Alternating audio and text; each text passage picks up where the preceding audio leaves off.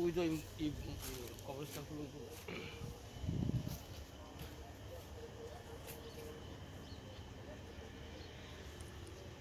এমন দেশটি কোথাও খুঁজে পাবে না কো তুমি, সকল দেশের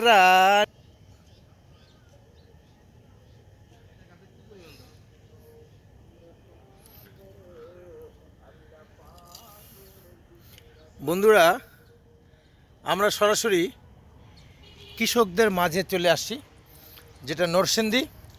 যে এই নরসিংদী ইটাখোলার কৃষকরা তারা বিভিন্ন ধরনের ফসল তারা ফলান।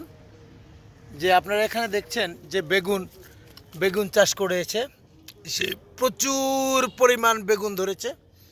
যেই বেগুনের কেজি এখন বর্তমান 120 টাকা 100 টাকা দরে বিক্রি হচ্ছে।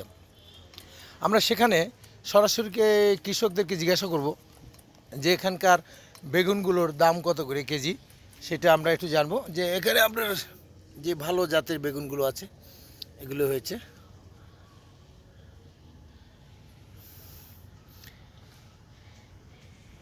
এই সবজিগুলো উৎপাদন হয় বলেই আমরা ঢাকা শহরে বসে বা বিভিন্ন জেলায় বসে যে সমস্ত এলাকায় পানিতে চলে গেছে আর এরা উঁচু জমিতে রয়েছেন, তো এই উঁচু জমিতে থেকে যে আমাদের জন্য যেই সবজিগুলো তৈরি করেন তারাই এই জন্যই সেই কৃষকদেরকে লাল সালাম দেয়, যারা অতি পরিশ্রম করে অতি কষ্ট করে যারা এই ফসল ফলায় আমাদের জন্য।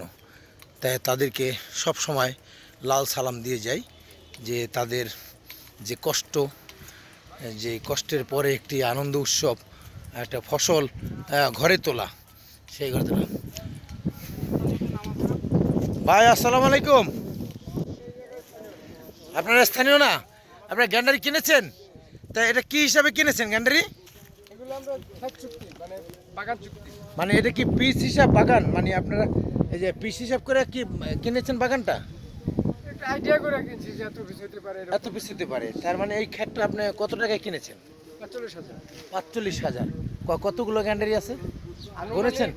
আনুমানিক 800 বা 850। 800। এতে আপনার প্রফিট কিরকম ধরেন, যে সব খরচ টরচ দেওয়ার পরে? সব খরচ টরচ দেওয়ার পর আমার 50 টাকা পার পিস পড়বো। 50 টাকা পার পিস পড়বে এক একটা গ্যান্ডারিতে। তাহলে আপনার বিক্রি হবে এই ছোটো বড় সব মিলেই?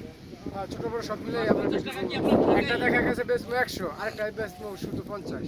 ওই ক্ষেত থেকেই 55 টাকা করে না পড়বে? না না, আমরা তো বাজারে বিক্রি করেন? বাজারে খুচরা বাহ বাহ।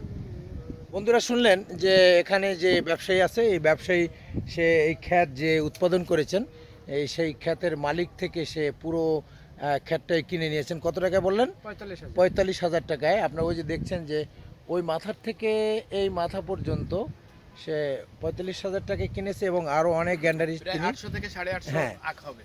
কেটেছে। তো ওই যে আপনারা দেখছেন। তবে এই কৃষকরা যদি সত্যিকারই অর্থে এই কৃষকরা যদি এসব কষ্ট করে যদি আমাদের জন্য না ফলাতো তাহলে আমরা এগুলো চোখে দেখতাম না। তবে এই কৃষকদেরকে অবহেলা যারা করে তাদেরকে আমরা অন্য দৃষ্টিতে দেখি। আর কৃষক হয়েছে পৃথিবীর সবচেয়ে দামি মানুষ, যেই দামি মানুষ আমরা তাদেরকে শ্রদ্ধা ভক্তি সহকারে তাদেরকে স্মরণ করি। ধন্যবাদ বন্ধুরা।